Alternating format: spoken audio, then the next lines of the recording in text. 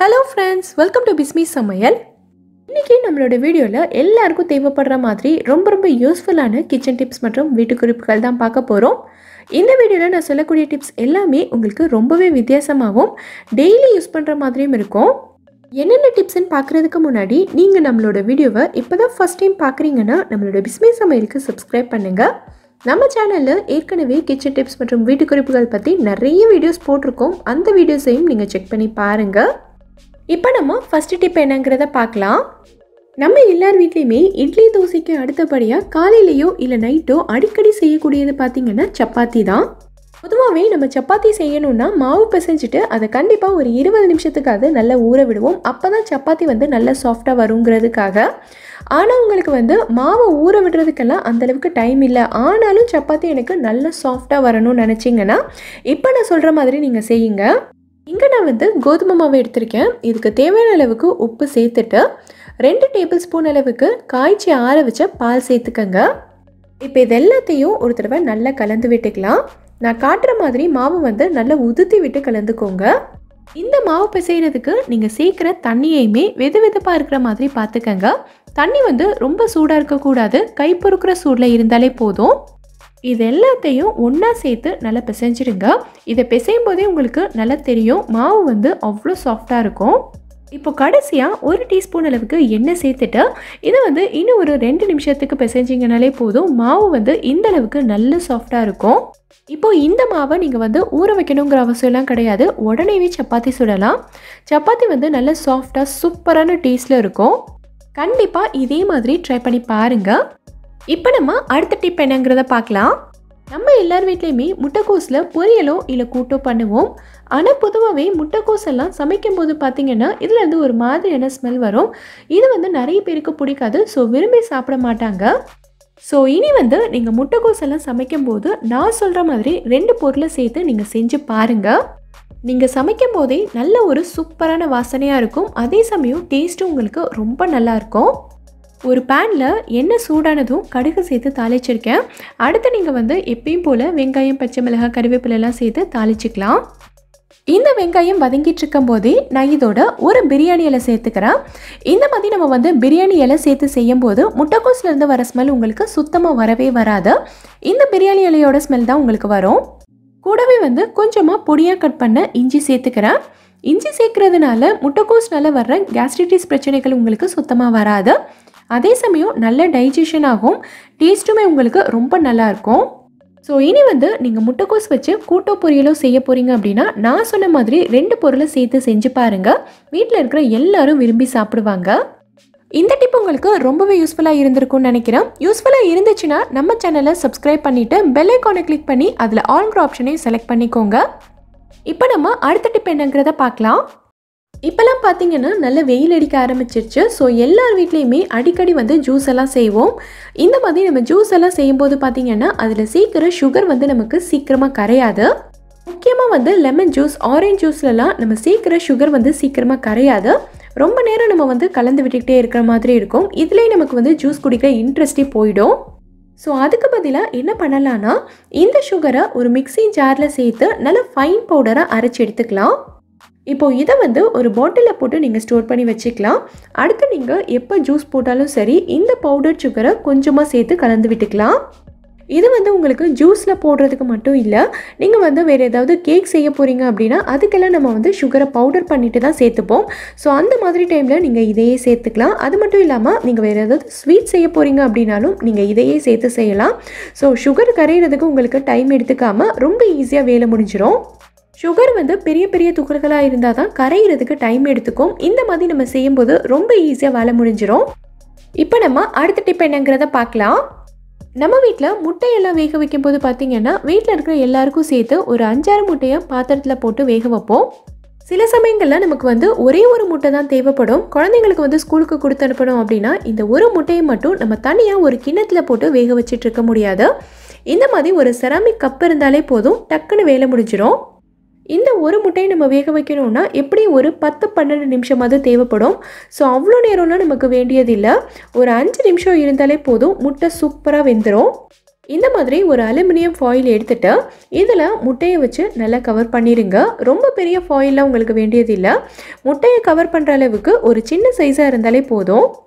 இப்போ இந்த கப்பில் நம்ம வந்து தண்ணி சேர்த்துக்கலாம். கப் ஃபுல்லாக தண்ணி சேர்த்துறாமல் ஒரு 3/4 பங்கு வரைக்கும் தண்ணி சேர்த்துக்கங்க. இப்போ இந்த முட்டையை உள்ளே போட்டுட்டு இந்த கப்பை நம்ம அவனில் 5 நிமிஷத்துக்கு வச்சு எடுத்துக்கலாம். 5 நிமிஷத்துக்கு அப்புறமா இதை ஓப்பன் பண்ணி நம்ம வெளியில் எடுத்துடலாம். இது வந்து ரொம்ப சூடாக இருக்கும். ஸோ ஒரு ஸ்பூன் வச்சு எடுத்து ஓப்பன் பண்ணி பார்க்கலாம். ரொம்ப சூடாக இருக்குது, இப்போவே உரிக்க முடியாது. ஸோ இதை வந்து நார்மல் வாட்டரில் ஒரு 10 செகண்ட்க்கு போட்டுட்டு அதுக்கப்புறமா எடுத்து உரித்து பார்க்கலாம். நான் உரித்து காட்டுறேன் பாருங்கள் எவ்வளோ சூப்பராக வெந்திருக்குன்னு. இந்த முட்டையை நம்ம ஸ்டவ்வில் வச்சு 10 நிமிஷம் வேக விட்டால் எவ்வளோ நல்லா வெந்திருக்குமோ அதே மாதிரி சூப்பராக வெந்திருக்கு. இதே மாதிரி நீங்களும் ட்ரை பண்ணி பாருங்கள். இப்போ நம்ம அடுத்த டிப் என்னங்கிறத பார்க்கலாம். இந்த மாதிரி முருங்கைக்காயெல்லாம் நம்ம வந்து கடையிலேருந்து வாங்கணுன்னா உடனே யூஸ் பண்ணிடணும்.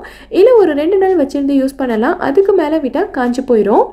ஆனால் இந்த முருங்கைக்காயை நம்ம மரத்துலேருந்து உடைச்சா எந்த அளவுக்கு நல்லா ஃப்ரெஷ்ஷாக இருக்குமோ அதே மாதிரி ஒரு 10லேருந்து 12 நாள் வரைக்கும் நல்லா ஃப்ரெஷ்ஷாகவே இருக்கிற மாதிரி எப்படி ஸ்டோர் பண்ணி வைக்கிறதுன்னு பார்க்கலாம். இந்த மாதிரி நல்ல ஒரு காட்டன் துணியை தண்ணியில் நனைச்சு தண்ணி எல்லாத்தையும் நல்லா பிழிஞ்சிட்டு ஈரமாக இருக்கிற மாதிரி எடுத்துக்கோங்க. துணி வந்து நல்ல கனமாக இருக்கணும். அதே சமயம் தண்ணி எல்லாத்தையும் இறுக்கி பிழிஞ்சிருக்கணும். துணி வந்து ரொம்ப சொதன்னு இருக்கக்கூடாது. இப்போது இந்த துணியில் நம்ம வந்து முருங்கைக்காயை சுற்றி வச்சிடலாம். இதை வந்து நீங்கள் ஃப்ரிட்ஜில் வைக்கணுங்கிற அவசியம் கிடையாது. தாராளமாக நீங்கள் வந்து வெளியிலேயே வச்சுக்கலாம். ஆனால் இந்த துணியில் இருக்க ஈரம் காய நீங்கள் இதில் கொஞ்சம் கொஞ்சமாக தண்ணி தெளித்து இந்த துணியை ஈரப்பதமாகவே வச்சுருக்கணும்.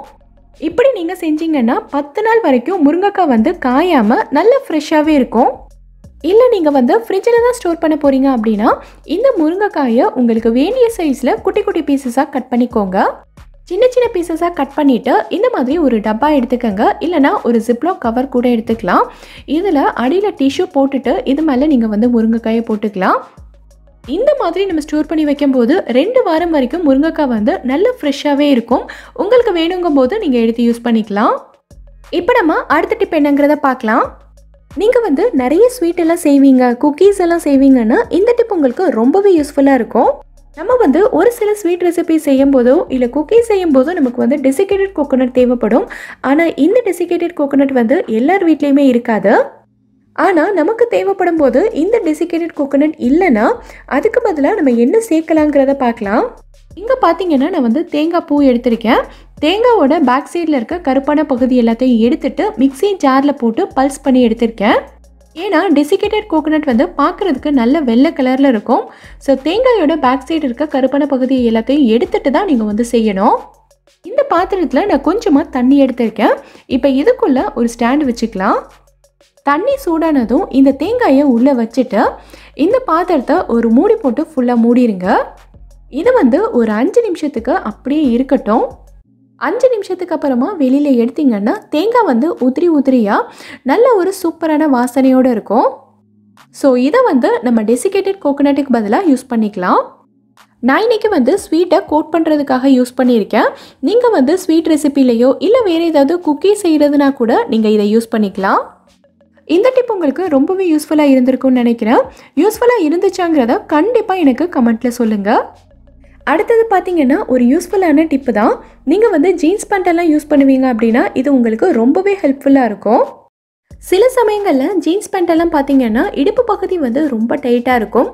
பேண்ட் வந்து கொஞ்சம் நாளைக்கு முன்னாடி வாங்கினது இப்போ வந்து நீங்கள் வெயிட் போட்டுட்டீங்க அப்படின்னா இந்த இடுப்பு பகுதியில் ரொம்பவே டைட்டாக இருக்கும். இதை இழுத்து பட்டன் போடுறது ரொம்ப கஷ்டமாக இருக்கும். இந்த மாதிரி ஒரு சின்ன சைஸ் ரப்பர் பேண்ட் எடுத்துக்கங்க. இந்த ரப்பர் பேண்டை பட்டன் மாற்ற ஓட்டைக்குள்ளே விட்டுட்டு இந்த மாதிரி நல்லா இழுத்து இதை வந்து பட்டனில் மாட்டிருங்க. இப்போ வந்து உங்களுக்கு கொஞ்சம் லூஸாக இருக்கும். ஏன்னா ரப்பர் பேண்ட் போட்டதுனால கொஞ்சம் கேப் கிடச்சிருக்கும். ஸோ இந்த மாதிரி நீங்கள் வந்து அட்ஜஸ்ட் பண்ணிக்கலாம். இது வந்து ஜீன்ஸ் பேண்ட்டுக்கு மட்டும் இல்லை, வேறு எந்த பட்டன் வச்ச பேண்ட்டாக இருந்தாலும் சரி இடுப்பு பகுதியை நம்ம வந்து இதே மெத்தடில் கொஞ்சம் அட்ஜஸ்ட் பண்ணிக்கலாம். இந்த டிப் உங்களுக்கு ரொம்பவே யூஸ்ஃபுல்லாக இருந்திருக்கும்னு நினைக்கிறேன். கண்டிப்பாக ட்ரை பண்ணி பாருங்கள். கொத்தமல்லி விதை 2 டேபிள் ஸ்பூன், சோம்பு 1 டீஸ்பூன், மிளகு 1 டீஸ்பூன், சீரகம் 1 டீஸ்பூன், ஏலக்காய் 15, அன்னாசிப்பூ 1, ஜாவித்ரி 2, சுக்கு இந்த சைஸில் 1, கிராம்பு 1 டீஸ்பூன், பட்டை இந்த சைஸில் 8. காஞ்ச மிளகாய் 8, காஷ்மீரி மிளகாய் 8. இது வந்து நம்மளோட மசாலாக்கு கலர் கொடுக்கறதுக்காக நான் எடுத்திருக்கேன். அப்புறம் கசூரி மேத்தி 1 டீஸ்பூன். இது வந்து காஞ்ச வெந்தய கீரை, அதில் 1 டீஸ்பூன் எடுத்திருக்கேன். இது வந்து நம்மளோட தந்தூரி மசாலா பவுடருக்கு ஒரு நல்ல ஃப்ளேவரை கொடுக்கும், அதுக்காக எடுத்திருக்கேன். நாம் இந்த பொருட்கள் எல்லாத்தையுமே நல்லா வறுத்துட்டு ஆற வச்சு அரைக்க போகிறோம். ஃபஸ்ட்டு ஒரு பேனில் நம்ம எடுத்து வச்சுருக்க கொத்தமல்லி விதை, சோம்பு, மிளகு, சீரகம் இது எல்லாத்தையும் சேர்த்து நல்லா வறுத்துடலாம். இந்த பொருட்கள் எல்லாத்தையும் வறுக்கும்போது நம்ம எண்ணெய் சேர்க்காம ட்ரை ரோஸ்ட் தான் பண்ண போகிறோம். பார்த்து லோ ஃப்ளேமில் வச்சு இந்த பொருட்கள் எல்லாத்தையும் நல்லா வறுத்து எடுத்துக்கலாம்.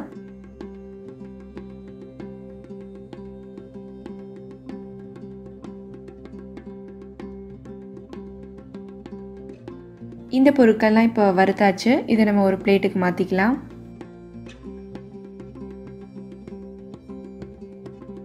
அடுத்து நாம் வச்சுருக்க ஏலக்காய், அன்னாசிப்பூ, ஜாதிக்காய்ப்பூ, கிராம்பு, பட்டை இது எல்லாத்தையும் சேர்த்து வறுத்துக்கலாம். இந்த சமயத்தில் இதிலேருந்து சுக்கு சேர்க்கக்கூடாது. நம்ம சுக்கை வந்து கடைசியாக லாஸ்ட் 1 மினிட் மட்டும் வறுத்தா போதும். இந்த பொருட்கள்லாம் நல்லா வறுபட்டுருச்சு. இந்த சமயத்தில் நம்ம சுக்கை சேர்த்து 1 நிமிஷத்துக்கு மட்டும் வறுத்துக்கலாம்.